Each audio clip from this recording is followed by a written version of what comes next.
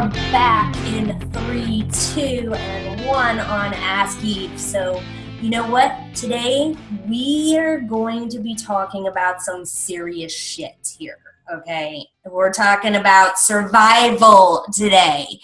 And we have a fine young specimen who is a former sergeant from the U.S. Army. He's also the author of The Psychology of Survival. He's a host on a podcast on iHeartRadio titled Survival Talk Radio, and he's a public speaker. So I'd like to welcome Daniel Shrigley to our show today. Daniel. Hey, everybody. Hello. Hello. Welcome. So you are an Army sergeant, correct? That's correct, yes. I was in the Army Force. I want to say a very big thank you to you for serving our country and for preserving our freedom. And I think that our service members don't hear that enough. I personally am an Army brat. My father was a decorated officer, and it is enlightening to me when I hear stories about people that have been in the field, and especially, guys that have had your training. So, Right. So would you say that that was the catalyst to starting all of this, becoming a survival specialist? I would definitely give a lot of credit to that chapter in my life to bringing this to the forefront. Absolutely, 100%. That's really cool. It had a major a major contributing factor to the skill sets learned, the experiences, and everything that has culminated over the past 5 years. Really? So can you elaborate on that a little bit? Well, as a child growing up, I naturally was a little nature-loving kid that was always out doing things in scouting and camping and hunting. But really where the defining factors for skill sets being developed and then re-edified, and then not only learning them, but then becoming an instructor of them to other people. The military and in the United States Army was definitely a proving ground for that to culminate and basically give me a place to not only learn, but become an instructor. So you got to think the magnitude, the large quantities of influx of soldiers teaching anything as simplistic as planning and preparation and then execution and refining a plan and then re-executing that plan to a very successful outcome. Learning how to not only make a plan from beginning to end, but to reverse planning, and then culminate the specific skill sets for like terrain association, map reading to weapons and tactics and everything like that. Definitely, most certainly. And not only that, but the frame of mind, the be no do that a soldier has to have, and then the creed and the esprit de corps, and just everything culminating and then backing that up with just experience and everything that drives us to be successful in our missions. So all that added together, definitely give a lot of credit to my military career. So were you also in law enforcement? Didn't I read something about that too? Yes, I've dabbled a little bit in the law enforcement community, but I think I favored more my military career. So, but in the 90s, I did get into doing what would you say, personal protection, executive protection. I've done bounty hunting. I worked in the housing projects and very low income housing in Oakland, California, as well as across the bay in San Francisco. I've pretty much seen what ugly can be. I did some work with the Santa Clara County Valley Transit Authority, otherwise known as VTA, down in Santa Clara County in San Jose. So I've definitely put my experience to the test with the law enforcement side of things and then the military side of things. So yeah, I'm pretty well-rounded. Now, well, you were a sergeant, but what was your MOS when you were in the Army? I was the 19 Delta Cavalry Scout Reconnaissance. So I was basically the eyes and the ears for the commanders on the battlefield. And the best way to really describe that in the modern, because you say cavalry, we instantly think horses and stuff. Well, we're not on horses, we're on Brett, and there's quite a few other vehicles, MRAPs, and but mostly what the cavalry is they go out and they hunt and locate, confirm, and deny not only intelligence but presence, type of unit, and things like that. We basically go out there and do what they call a salute report, which is size, activity, unit, time, location, and we report that up the chain of command. And then obviously we're a smaller contingency force, so we're not the infantry, we're not in massive numbers, we're small, but we can definitely have the killing power to take out aircraft as well as armor and troops and stuff like that. Very cool. Very cool. Interesting. So let's get into some survival training, shall we? As many people have just experienced our scare with Hurricane Matthew, I being one of them, my first time ever be experiencing a hurricane at all. I've been through earthquakes and I've been through tornadoes, but I have to say the hype that takes place prior to the event it's so frightening. And I believe that if we're talking about the psychology of things, I went into fight or flight mode. I absolutely went into fight or flight mode. And I'm a single person. I don't have a significant other that can come over and board up my windows and things like that. So I was just like, oh my God, I don't even know what to do. So I went to the dollar store and got duct tape and used and all kinds of things around my household just to prevent my windows, because my windows are also not hurricane impact. So other than, the stuff that we hear on the news all the time about hurricane preparation and all that, give us some meat and potatoes. Like, let's say this sucker, just all hell Armageddon has broke loose. We have floods. We have, flying debris. I mean, there's all kinds of different things that are happening out there. What would you tell people to do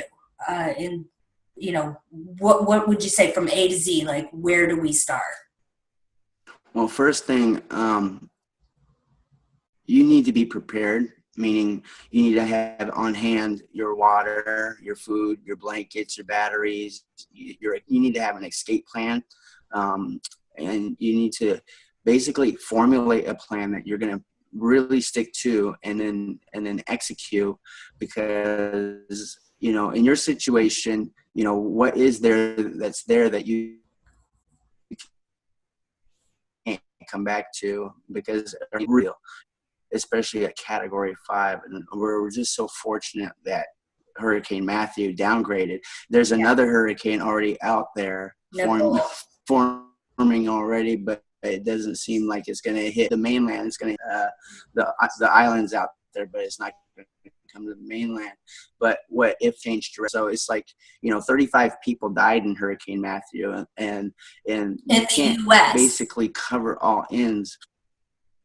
What was that? 35 in the U.S. Haiti. Yeah, 35 in the U.S. You're right. The 35 people died in the U.S. But that there's so many more that died, off the continental shelf. So, but the whole thing is with proper preparing and planning and execution, what do you prepare for? How do you prepare? It's easy to say I didn't prepare. know. It's so easy to say be prepared, but okay, what's the first step? What's the last step? What goes in between those first and last steps? So basically, you want to have your fundamentals covered. So we all don't want to lose our property, obviously. So we want to try to protect that. But that's where people end up dying, is because when they had opportunity to leave the situation before it happens, they sometimes ignore the warnings or the advice or the indicators and things like that, and they end up staying, and that's where they get in trouble. So some people well, this is all I got, I can't leave it. So if you're going to stay, what's the best thing you can do?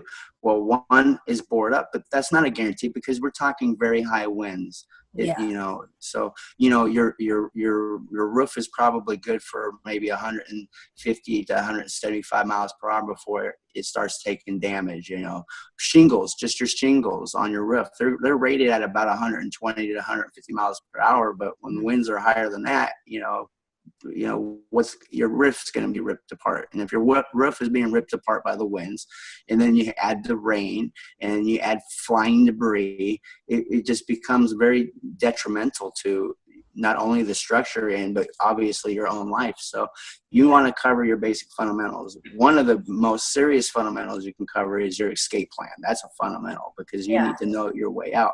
But when you have devastation and havoc going on around you, how do you egress? Because everybody else like you is going to want to egress that situation at the same time or with you, and you end up getting stuck. Right. So that's why executing this plan of escaping long before the emergency happens is always the smartest way. But if you are in a position where you're stuck, you want to have your fundamentals covered, which is your shelter, your warmth, your water, your food. So you want to have blankets, you want to have rain gear, you're going to want to have flashlights, you're going to want to have on-hand water. So you're one individual. You mentioned that you were single and pretty much there on your own. So that you really only need to worry about stocking for yourself. But in a crisis situation, I have my animals too. And you want to care about your animals, but human life is worth more depending on who you're asking, because some people are really diehard animal lovers. Right. But obviously your human life, is supposed to be worth more. So you need to really worry about yourself. Yeah. And animals, once they get scared or they feel they're in a position where they don't want to be in, they're going to do everything they can to escape it.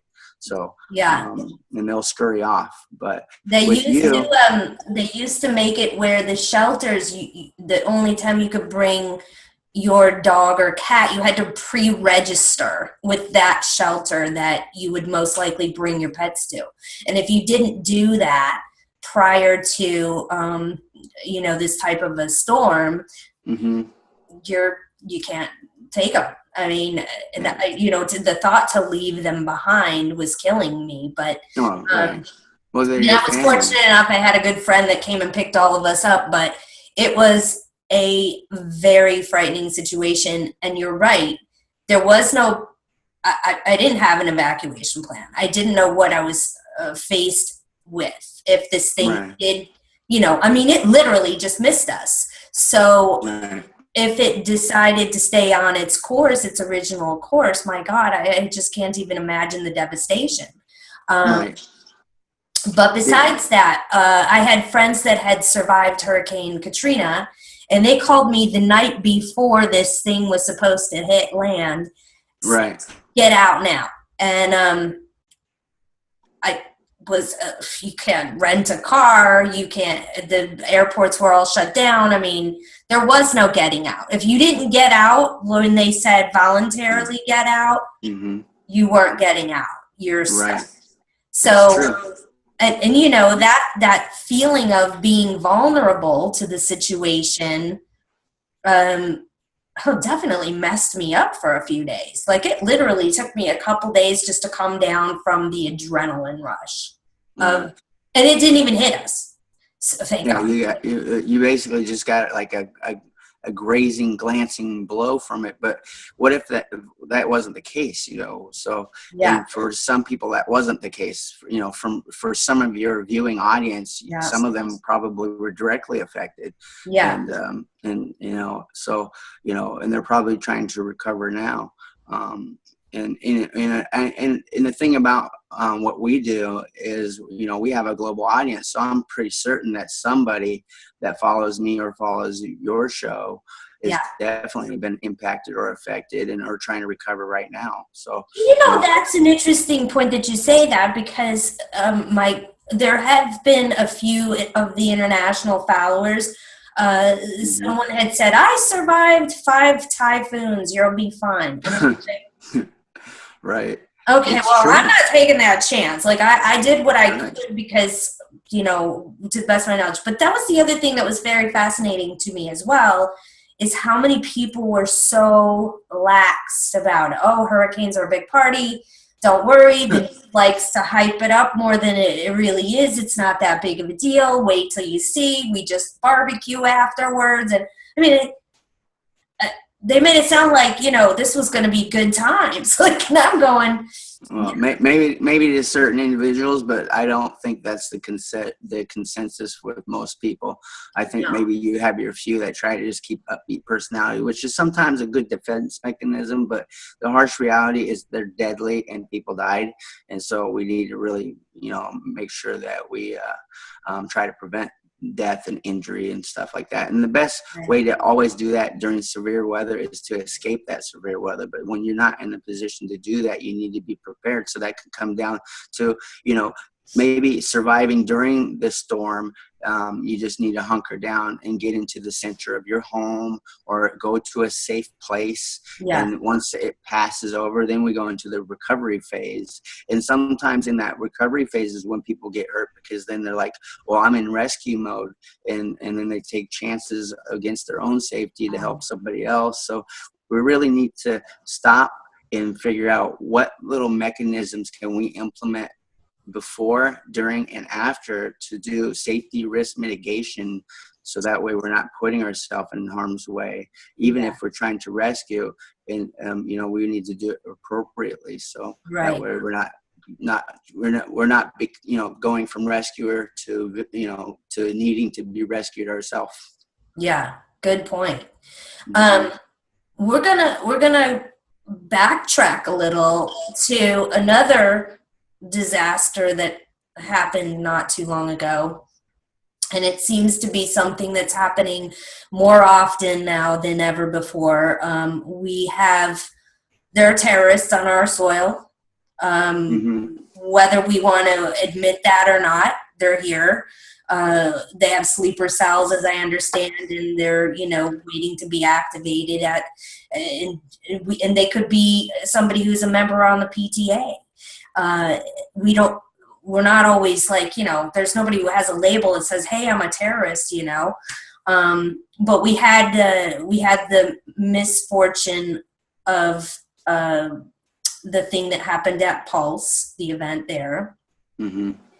And, you know, I'm sure that many of the people that were out that evening were just expecting to, you know, just to go out and have a great time. And the last thing they were ever thinking was that somebody was going to come into that club and just start blowing people away. I mean, I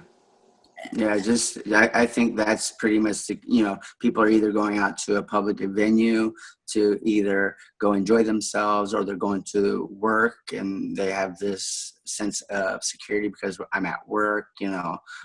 We could just call the police if something goes on, you know. So but sometimes by the time help gets there, help has to figure out, all right, where are we going? How many people are involved? You know, where's this taking place at?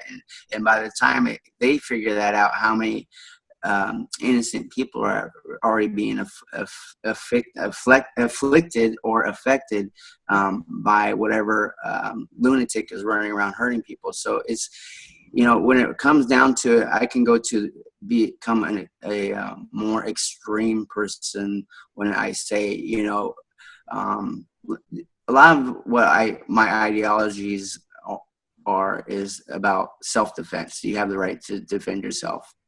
Not everybody wants to be in a position to defend themselves. I understand that, but some people want to be. Then you have the people that can't wait to defend themselves, and you got to kind of be leery about them, you know, because they're overzealous about it. That would be me. You know, but when I say concealed weapons are a great thing because you can protect yourself, but not everybody's pro-gun. There's a lot of anti-gun people. There's a lot of pro-gun people, you know, and so it really comes down to an individual mindset. Then you have state laws. You have to worry about which state you live in. I know that in California, you know, getting a concealed weapon is a lot harder than if I lived in Texas, because I lived in Texas and Arkansas before, and those two states are so super easy to get concealed weapons in, you know, and they're more lax about how you go about not only getting them, but in Texas, you don't have to have a concealed weapon to carry your gun in your vehicle because your vehicle is an extension of your home. But if you try pulling that in California, you're going to, catch a misdemeanor. So it's just, the imminent right to self-defense. So I always tell people, one, take self-defense classes, learn how to physically defend yourself against an attacker. Because in an active shooting situation, it really comes down to three facets. You can run, you can hide, or you can fight. And the perfect ideal is to run and get away from the situation. But if you can't run away and all you can do is hide, then you must hide the best you can and fortify, or it depends on your location. And then if you must fight, then you're going to fight for your life. You're not just going to smack them and run away, waving your hands, as you run away. You're going to want to clobber them and take a striking blow that's going to take them out. So hit them in the head with a fire extinguisher. But it's, it depends on the situation, and we can't always guess what situation that will end up being. But three facts that you need to put in your mind, or I either need to run immediately. No thinking about it. You hear a popping and you're like, oh, that's gunfire. I'm at, I'm an employee at Walmart or whatever, right? So I hear gunfire inside the store. Well, that's not right. That maybe there could have been a board fell over and it slapped really loud and that sounded like a fire shot or whatever. But then you realize, oh no, that wasn't something slapping the floor really loud or a hammer. That's really gunfire. So what do? First instinct is to run away. All right. Second instinct is, if you can't run away, you must hide. And if you must hide, there might be a situation for which now you must fight, because once that threat comes towards your location, you're going to want to get the drop on it and eliminate by fighting. So, but those are the three things that will most likely save your life, which is you run, hide, and fight. So remember those three things when you're in a public venue. Well, I wrote an article called The Family Escape Plan for when people go out, which is on my survival blog at danielshrigley.com. And on my blog or my website, there's a search bar. You could just type in Family Escape Plan and that'll pull our article up right away. Or you can type in like psychology of survival mindset. Any article will pull up just going to the search bar on the website. Okay. But it's all in the archive. But that family escape plan basically was designed for public venues. So I always say have a good plan for before you arrive, during, and after, to really secure you're going to return home safely at the end of the day. So if you're going to a concert at a coliseum and you're parking in the parking lot, take note of the light post numbers. So say you park near Echo 5 or E5 signpost, and that's where your car or what row number you're in. That should be your link up point with your group. So you go with, And everyone should take a picture of that with their cell phone before going in. They should take a mental picture and know, I need to return to E5. If anything happens, I need to run to E5 or connect with my group at E5. Everybody should make that agreement that's what we're going to do, and get themselves removed from whatever bad event is going on. You always want to escape the bad event. You also want to be situationally aware of your surroundings at all times. So when you are in a public venue, I'll give you a perfect example of what situational awareness really is and how it can affect you in a positive way. You're driving your car, and law enforcement officers instinctively do this because they get trained to do it, and then they do it by it's habit forming. They just do it. It's muscle memory. But your average law enforcement officer is on patrol. He knows the license plate number of the car in front of him, the car behind him, how many occupants are in the car in front of him and the car behind him. And often more than not, when he's driving or she is driving down the street, they know how many heads are in each car as they're driving down the street. And so they know how many occupants are in every car around them. And they just pay attention to people's hands, because hands are what kill you. All right. So that's, you can't shoot a gun without your finger. So you need to look at people's hands and be situationally aware. So you should be scanning. Like when you go to a restaurant, you should never put your back to the entryway. or the Yeah, door. I always look towards I want to see who's coming. Yeah, you always want to know what's coming at you, and also identify your exit points. All right, there's two exits. There's one in the back, one on the side, and then there's the front door exit. And you just want to know, where you're going and how to get out of where you're at. Even if that's identifying the closest exit. And sometimes, being with the situation, the way the chain of events that are unfolding not only in the world but in our own country now, you might want to always kind of put in your mindset, I want to stay close to the exits now versus being deeply embedded in the middle of a dance floor, in a mosh pit. You might want to stay on the outer rim, because if something's going to go down, usually it goes down center mass. You see what I'm saying? Right. So you want to stay on the outer rim, so that way you can get out, and then it's just, there's no perfect answer. There's only guesswork, and it's your best guess to protect yourself is just going to give you an edge, because you'll be one of the only people with that mindset wherever you're at. I mean, very few people are going to be thinking like you, but we need a programmed society to think differently, because we don't want to have victims, but unfortunately, that could become a reality, so I highly encourage people, because this is going to be more prevalent with storms, domestic terror attacks, terrorist attacks. We don't know what's coming at us. So one of the greatest things I can encourage anybody to do is go to your Red Cross, take CPR classes, and get your little CPR card. Okay. Is if everybody could go and remember that, life-saving skills are always changing and advancing. There's new developments, and just because you took a CPR class back in the 80s, 90s, or the early 2000s does not mean that something better or a new technique hasn't been developed. So you need to always stay up to date on that stuff. So go take a class on that. Remember your fundamentals, fire, water, shelter, food. Those are the things that you need for life sustainment. To stay warm, counteracting the elements. In the world that's seemingly getting socially more dangerous when you go out of your home, because it seems like it's dangerous everywhere. We have home invasions, then you go into public venue, now we have terrorist attacks. It's like, oh my God, what do we do? Well, you don't want to live your life in fear, so you need to be prepared and plan and execute it properly. But so go take a defense class. You might not be a person that wants to carry guns and all that stuff, or maybe your career or your job or your lifestyle doesn't really allow for you to do that, but at least you can have the mindset of how to. So go take a self-defense class.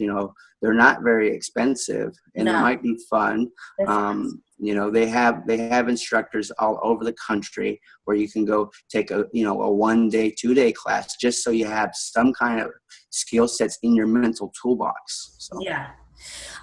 Somebody had told me once that, as being a single female, if I'm out and, there's an attacker situation, and I don't have any weapons, to use the wrist of your hand, like right here, and to push the nose up, because I understand that the bone goes into the brain. Is that true?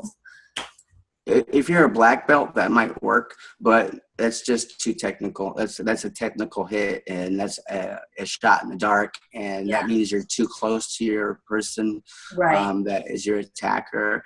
Your mindset should be to really put distance between you and the attacker at all costs. So, stomping on their foot with the heel of your foot, stomping, dragging the side of your shoe or your heel down the person's shin. Doing an elbow strike is much better than you breaking your fingers. A palm strike right here is really good, because we'll just direct this conversation towards a female defending themselves. So your fingers are very fragile, more often than not. So you don't want to break your fingers. All right. So, doing a heel strike is going to be good. An elbow strike is going to be good. Your knee is very powerful. You want to use things to your benefit, but the whole object is to put distance away between you and them. So I always say, carry mace or a taser, you should have the ability to defend yourself. And It you makes shouldn't. it illegal though in most states, isn't it? If it's illegal, well, learn what your state laws are and always comply with the state law. Okay, but you know what? I also have a different ideology. I'd rather be tried by 12 than carried away by 6. So, so I mean, to me, getting in trouble for defending myself is worth a lot better than dying. Yeah, So, I would agree with that too. yeah. So, I mean, but I encourage you to know your laws, and then comply, be a law-abiding citizen. That's why I say take a defense class, because that's mechanical. Defense is mechanical. Either you're using your body or an inanimate object. I mean, a coffee mug can be a weapon if you know how to turn it into one. You see what I'm saying? So, so it just depends. What about, do you recommend confronting your attacker? I think a demonstration of fear is always is confidence is always interpreted as, oh, wait a minute, how come this person is not afraid of me? So you want to be a very domineering person when you're attacked. You don't want to be, feeble. Yeah. You want to be assertive, so that way you demonstrate confidence, because we'll just say, that could work for you or it could work against you. But I'll just say this much: if you are submissive, and then that attacker feels they're in control 100% and they own you. And so if you are domineering and resistant, depending on the situation. Now, if this person's pointing a firearm in your face and you have no ability to defend yourself, if you're not an expert at disarmament, then, you don't want to be too countering, so that you become a victim of a gunshot wound or whatever. But at the same time, they probably shoot me just because they wouldn't want to listen to my bullshit. Because I would be the one who would be like, "Come on, motherfucker, let's go." What? I would definitely do that. I mean, I know it sounded making fun of it, but I've lived in Detroit. It's not a neighborhood. Well, and you have to know. You have to have street smarts. Yeah, you do. You really have to. You're right, because I did run in. There was a situation where I was outside of a convenience store, and this was back in the day before we had cell phones. Back when we had pagers. Yeah, beepers. Beepers. But I was outside of this liquor store, and I was making a phone call to my mother. And there was a black woman that had just, completed her transaction. And when she came out of the liquor store, she grabbed the phone out of my hand and she said, "I believe you were done with that phone call." And I said to her, "You know what? As a matter of fact, I am. You have yourself a good day." And I walked away from her. But, I mean, I think, if I would have maybe gotten a little too confrontational, I believe she probably was looking for that. And you gotta pick your battles, your time and your place, Yeah.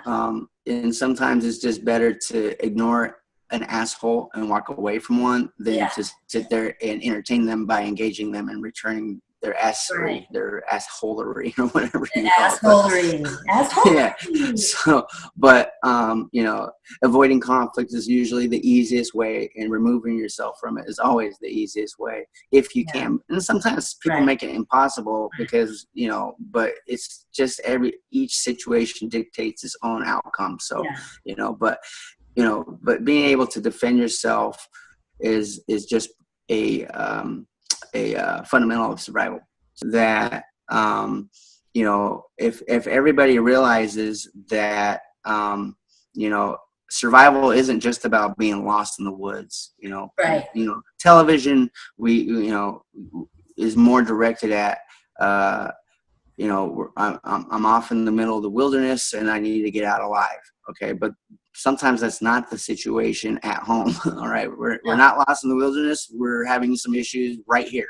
So how do you confront those issues? Well, proper prior planning is really a good way to do that. and so if you can just cover your basic fundamentals, which most people should know, and I'm not going to assume that everybody does know, but a lot of people know I need batteries or I need solar energy, I need to at least rotate my batteries for my flashlights or weather radio or whatever once a year. Make sure I have new batteries because I don't want to have a bunch of batteries that only last for a couple of days. I'm going to be relying on these. So make sure that you keep your stock refreshed every year. All right. And then, you want to have your water on hand. You can never have enough water. This has all been very, very good and absolutely helpful information that I'm sure the viewers are going to, be able to take this, pearls of wisdom with them. Start getting yourself ready. What Daniel is saying is absolutely the truth. You need to have a plan. You have to figure out what it is that you're going to do, and you need to do that way before an event ever happens. So I hope everybody gets out there today and signs up for a CPR class and starts doing the proper training to make sure they're safe as well as the people around them are safe. But I want to thank you for coming on the show today. It was so nice to have you. If they want to get a hold of you, how can they do that? Oh, quite easily. And I want to make one point. Every year, events happen more than once. So just because Matthew came and gone, we're not clear for the rest of the year. We're just starting. So everything I'm telling you to do, you should take heed that there's more to come, whether it's weather related or not, or terrorist related or not. Just be prepared and take my advice and go with it. If you want to look me up or look more things up about me, you can go to my verified page on Facebook, Daniel Shrigley, or I think it's Shrig Nation, but you can find me by typing my name and you'll see the verified page on Facebook. I have an Instagram account, Daniel Shrigley. I have a Twitter account. I'm on LinkedIn, and my official website is danielshrigley.com. And on my website, there's a really amazing blog that I've been working on for the past 5 years with written articles. I share videos. I don't just write my own stuff. I sometimes like to cross-promote other people's work, so you'll find that there too. So I really appreciated being on the show with you, Eve. This was really fun, and I would love to come back and visit you again in the future. Yeah. Maybe we'll do something like, where we can actually do some camera work. You can show us some moves or something. That would be fun. I'm also been working on my acting career because I know I'm top ranking in the world for survival, but my true genuine passion was acting. So I've been doing some video releases, and I've been doing them on Instagram actually. All right. Well, listen, I want to thank my sponsors today. That's and of course, 5 on 5 inner shoes, which are my favorite shoes ever. And of course, I want to thank Daniel for coming on board with us today and teaching us some really valuable stuff. Daniel, I hope you have an awesome and wonderful and blessed day. Thank you so much. I do to you too. Thank you, everybody. Appreciate it. Bye-bye. Bye-bye, all.